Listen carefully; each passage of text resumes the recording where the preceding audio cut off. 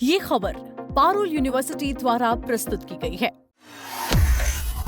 जब मैंने सुना कि विजय सीएम बन गए हैं तो मुझे गहरा धक्का लगा था। मैं राजनीति में नहीं हूं तो मुझे भला विजय से जलन क्यों हो? अगर मैं इन आलोचनाओं का जवाब नहीं देता तो लोग इसे सच मान लेते। एमके स्टालिन की हार से मुझे गहरा दुख था। हमारी दोस्ती राजनीति से परे है। नमस्कार, मेरा नाम है अंशुल शर्मा और आप देख रहे हैं दैनिक जागरण। तमिलनाडु के चुनाव नतीजों के बाद से ही सुपरस्टार रजनीकांत लगातार चर्चा में बने हुए थे। खासकर एमके स्टालिन से मुलाकात और विजय के सीएम बनने पर उनकी चुप्पी को लेकर कई तरह के सवाल उठ रहे थे।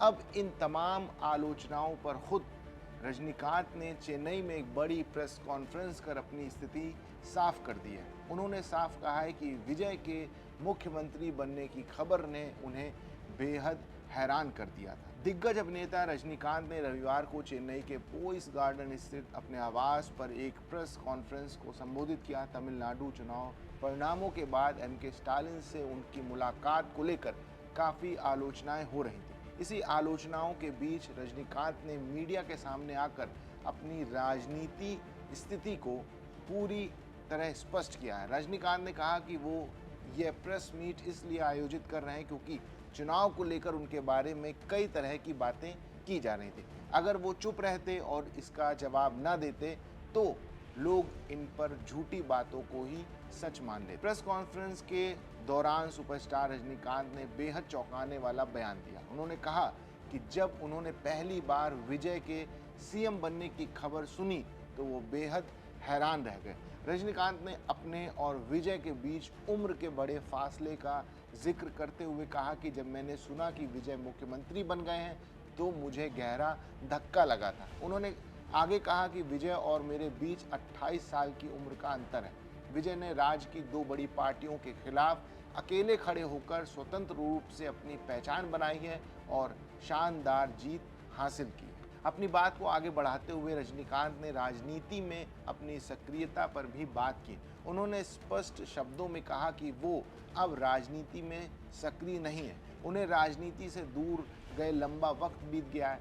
वो कई साल पहले ही राजनीतिक गलियारों से पूरी तरह दूरी बना चुके थे, इसलिए उनका अब राजनीति से कोई सीधा वास्ता नहीं है। वो केवल एक बाहरी व्यक्ति के तौर पर चीज़ों को देख रहे हैं। जब वो खुद इस चुनावी मैदान का हिस्सा ही नहीं है तो उनके बयानों को राजनीतिक चश्मे से नहीं देखा जाना चाहिए। चुनाव नतीजे के बाद द्रमुक प्रमुख एमके स्टालिन से हुई अपनी मुलाकात का बचाव करते हुए रजनीकांत थोड़े भावुक भी नजर आए। उन्होंने आलोचनाओं को जवाब देते हुए कहा कि स्टालिन के साथ उनका रिश्ता कभी भी राजनीति के तराजू में नहीं तौला जा सकता। रजनीकांत ने कहा कि हमारी दोस्ती राजनीति से बिल्कुल परे है। मुझे इस बात का गहरा दुख था कि एमके स्टालिन को कोलाथुर सीट से हार का सामना करना पड़ा। उन्होंने कड़े शब्दों में कहा कि रजनी इतना सस्ता या निम्न स्तर का व्यक्ति नहीं है कि वो किसी और चीज के बारे में अनावश्यक या घटिया बात करे। इसके साथ ही विजय के मुख्यमंत्री बनने पर बधाई न देने के आरोपों का भी रजनीकांत ने खुलकर जवाब दिया। एयरपोर्ट पर बधाई न देने के दावों को पूरी तरह खारिज करते हुए उन्होंने कहा कि वो सोशल मीडिया पर पहले ही अपनी शुभकामनाएं दे चुके थे।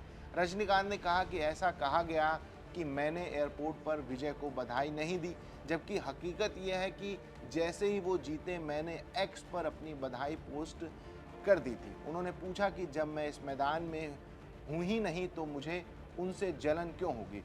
जो जिसके भाग्य में लिखा है वो होकर रहेगा और जो नहीं लिखा है वो कभी नहीं होगा। तो ये थी सुपरस्टार रजनीकांत की वो पूरी सफाई जिसने तमिलनाडु की राजनीति और सिनेमा जगत में हलचल पैदा की है। रजनीकांत ने साफ कर दिया है कि उनका राजनीति से अब कोई लेना देना नहीं है।